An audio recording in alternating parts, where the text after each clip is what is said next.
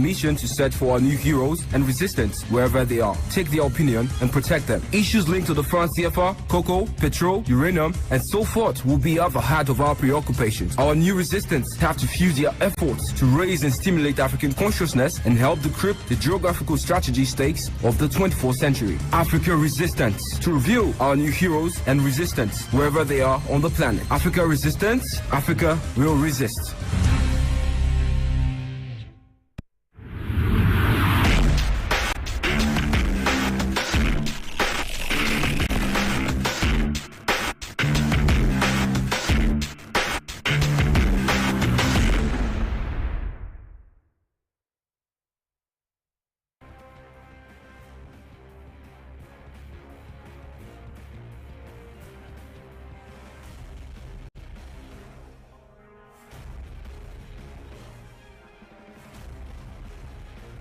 The issuing of the attestation and certificate of residence is now the prerogative of the agents of the National Agency for the Identification of Persons.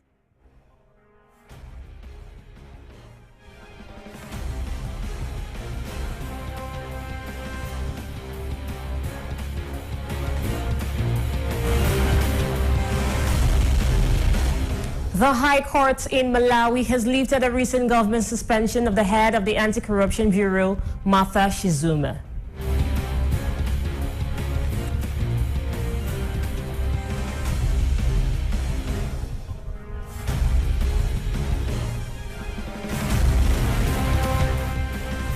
The Minister of Agriculture, Livestock and Fisheries was at Donington on Saturday morning for an annual release of small turtles organized by the NGO Nature Tropical.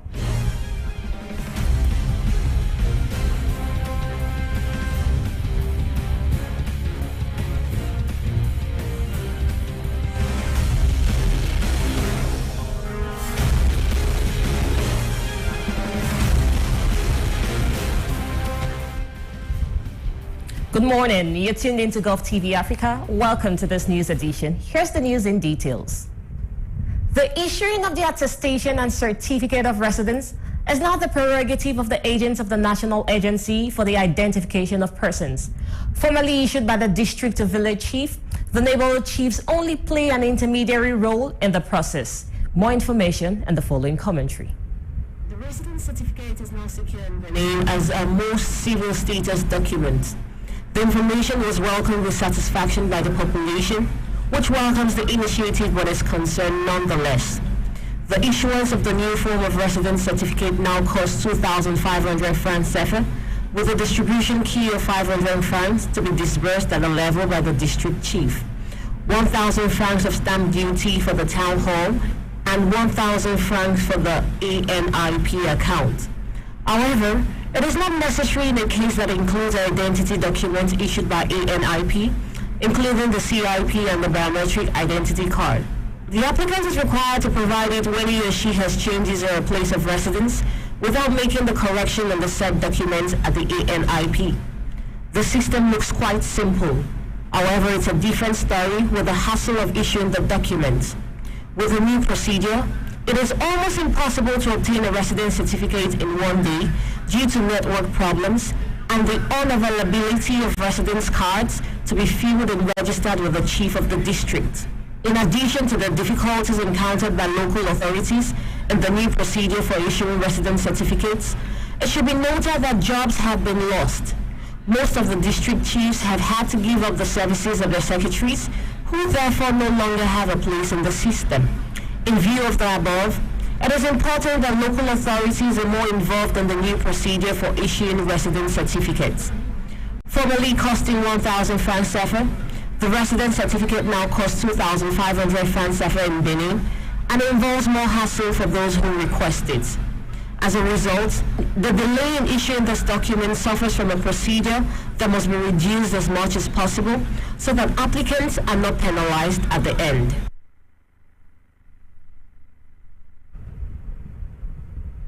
Still on the local scene, the Minister of Agriculture, Livestock and Fisheries was at Donington on Saturday morning for an annual release of small turtles. Organized by the NGO Nature Tropical with the communities of this district, the activity is part of the celebration of the 19th edition of the National Day for Marine Turtles. More information in the following commentary. The non-governmental organization Nature Tropical and the people of Donati joined hands to release baby turtles into the sea on Saturday morning in Cotonou, Benin Republic. This was on the occasion of the 19th National Day for Marine Turtles. The event was an opportunity to salute the first decision taken in Benin a year ago to create the marine protected areas of Donati and the King's Mouth. The National Day for Marine Turtles is an opportunity to salute and raise public awareness on the protection of these species and the actions of eco-guards. Thanks to the actions of the non-governmental organization, fish species in general no longer suffer sad fates on Benin's coast, and the APRM, despite its busy agenda, was keen to show its support by taking part in this activity in view of its importance to the entire nation. The involvement of the authorities in the protection of fish species is clear. The support of the population for the fight of the non-governmental organization Nature Tropical is strongly encouraged in order to achieve the development of alternative income-generating activities for the local population in Benin Republic.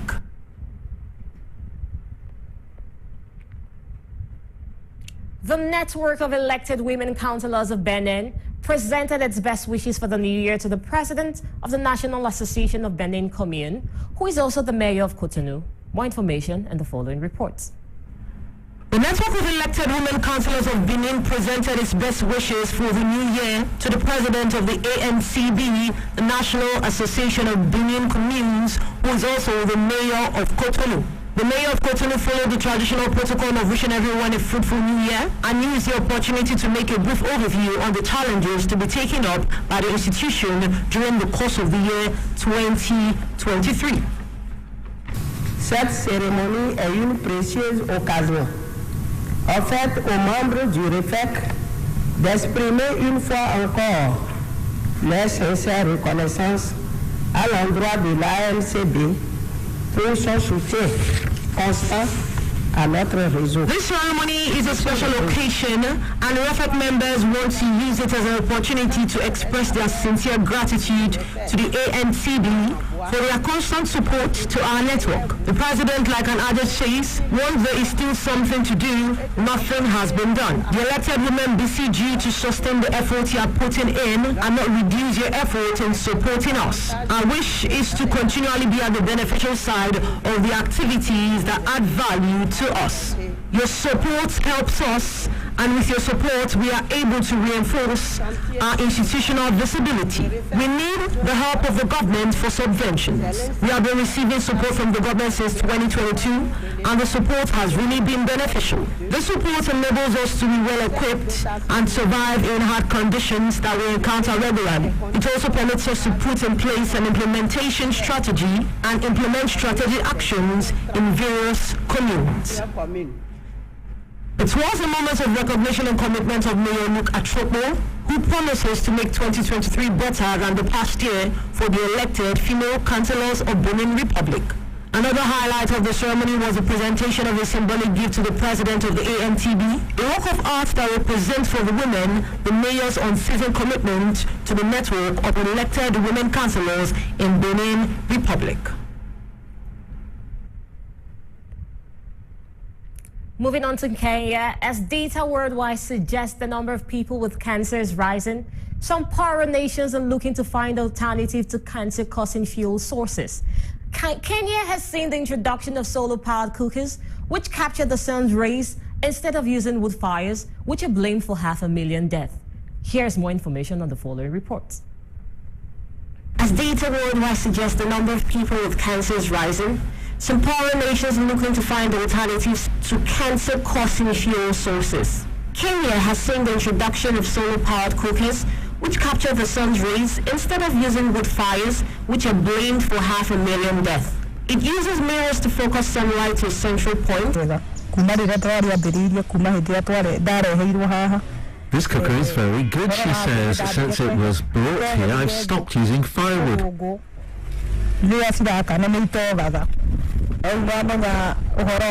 Firewood emits smoke, but when I'm using the solar cooker, I do not encounter smoke, therefore I can breathe fresh air.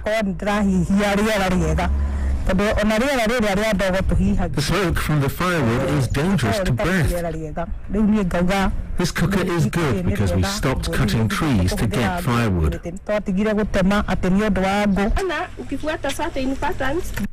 And when it comes to cooking, it is an extremely cheap form of solar power. Its inventor is environmentalist Hazel OGOIGBE. The parabolic cooker can be built easily and cheaply by the women using cement on a metal mesh, which is... Look at the sky like light blue. That's potential for cooking with the sun. And because we live around the tropics, the potential is immense. It's really huge. Which is covered with a mosaic of shining mirrors.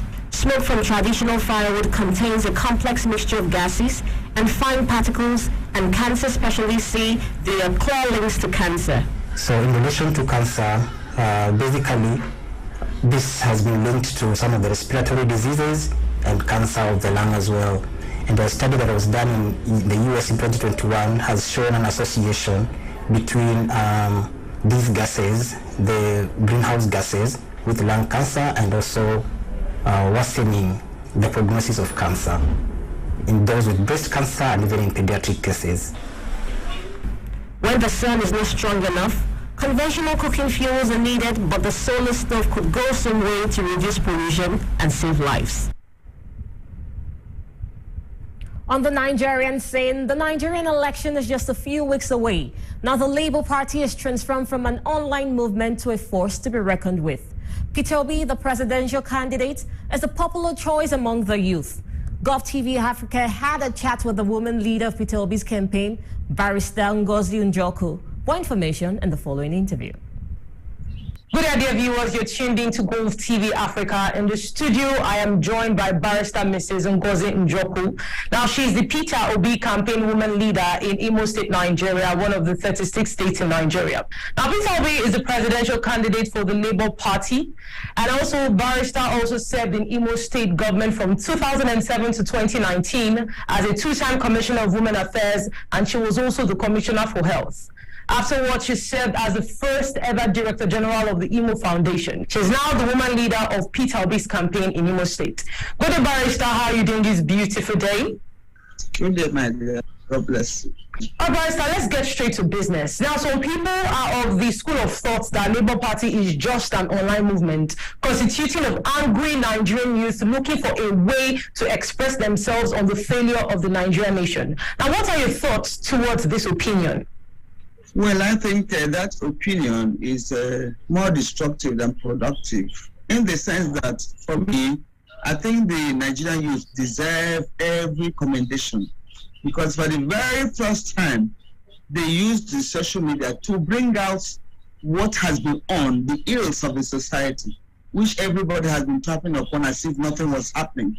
But because of the technology we have currently, the Nigerian youth were able to use that to bring out all this. For instance, when we talk about the quality of a leader that is sick, that has dementia, without the social media catching that life, catching actor or the character of the leader, or the actions or the programs that the leader, the proposed person who's actually trying to become the president of the Federal Republic of Nigeria, are catching those things live and bringing them out through the social media.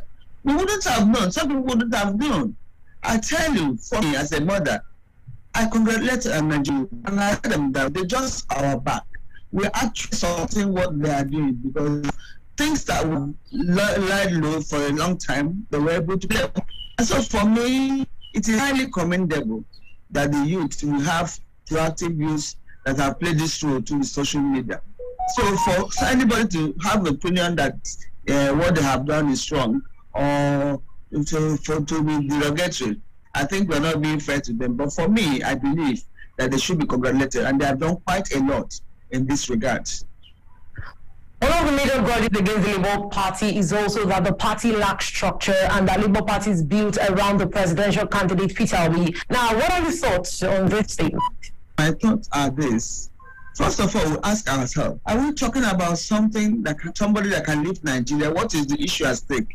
Is the issue at stake that of a political party, or about liberating Nigerians from shackles of poverty, from liberating Nigerians, or from making our country great again? When we're able to answer that question and know what actually is the stake. Is it about political party? Political party is only, I say, a process. It's only a structure through which any candidate emerges. And once you do that, but in any case for now, it's important for us to know that what we are in now is not about political party. It's not the normal politics. I've been part of politics for at least 3 decades now, but I can tell you, it's a movement. It's a movement that says people are saying enough is enough. Enough of poverty, enough of criminality, enough of corruption, enough of things that make you feel ashamed that you are a Nigerian. Because there's enough is enough. It's a movement. And when the time for movement comes, don't talk about political party. I tell you, I receive calls from people that are not even politicians who tell you that on this day, they just go to their polling units and stand there and make sure that the correct thing is done. We have done it before in Imo State. In 2011, I tell you, even priests, Christian mothers, people that were not politicians, they stood in their polling units and ensured that the votes of the people counted. And this is another revolution, another thing that his time has come, that people are no more talking about. Put Peter Obi in a quick party, it's still the same thing. And he'll be voted in. So right now we are stepping down on this politics. When you do the same thing, you get the old result, the same result. This time around, Nigerians are in distress. Nigeria is in distress. They are tired. And all they want is who will be the person to save them from this situation.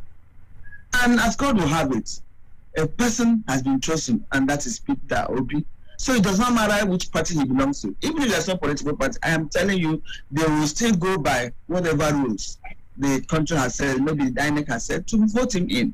So my dear sister, I want people to realize that what we're talking about now is not political party.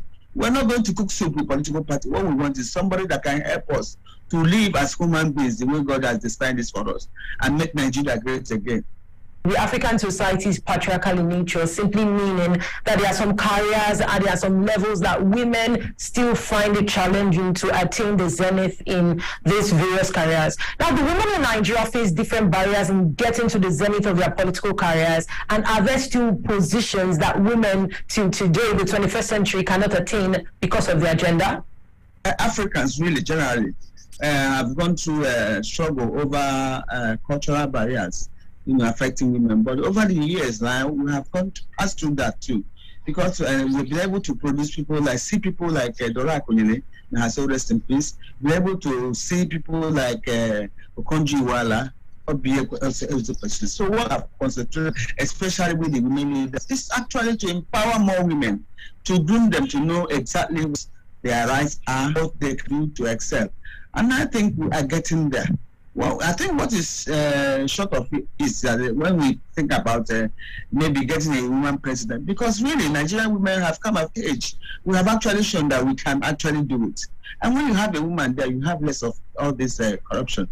Even all over the world, you can see whenever you have women as prime ministers in various positions, you see things working out well in that country. So for me, I'm not one of those women that cry over empower us, do this. We have to empower ourselves, and we're actually doing that to groom women from the girl child to being a woman, letting them know what they have to do. And presently, as a woman leader, I tell you, this is not the time for me. What I designed by the special grace of God is not to go and dance on podiums, singing, going on rallies.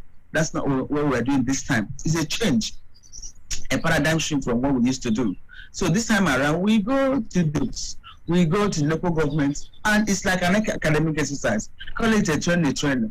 We train them on how to vote. We train them on their rights as voters. We train them on the new system, all that the INEC has brought, the content of the new electoral act. We try to train women. By so doing, we have empowered them so that by the time they get to their various booths, nobody's going to intimidate them. Moving on to the international scene, a United States decision to shoot down a Chinese balloon that Beijing claimed has veered off Pardon me, that Beijing claimed as veered off course has seriously impacted and damaged relations between the two countries. Now, China's foreign minister said on Monday the aircraft, which Washington said was a spy balloon, had spent several days flying over North America, leading the United States to call off a planned visit to Beijing by Secretary of State Anthony Blinken. Here's more details on the following reports. The United States' decision to shoot down the Chinese balloon that Beijing claimed had veered off course has seriously impacted and damaged relations between the two countries, China's foreign ministry stated on Monday. The aircraft, which Washington said was a spy balloon, had spent several days flying over North America, leading the United States to call off a planned visit to Beijing by Secretary of State Anthony Blinken. Washington on Saturday said a fighter jet had shot it down off the coast of South Carolina because of what is called Beijing's unacceptable violation of American sovereignty. These balloons are so huge that even that number of ammunition set, that amount of ammunition set towards it, is only going to cause a very, very slow leak, and it's not going to come down immediately. You can't just pop the balloon and it's going to go away. Beijing protested the move, claiming the balloon was a civilian aircraft that was blown off course, and on Sunday lodged an official complaint with the U.S. Embassy in China. China's decision to fly a surveillance balloon over the continental United States is both unacceptable and irresponsible. That's what this is about. It's a violation of our sovereignty. It's a violation of international law.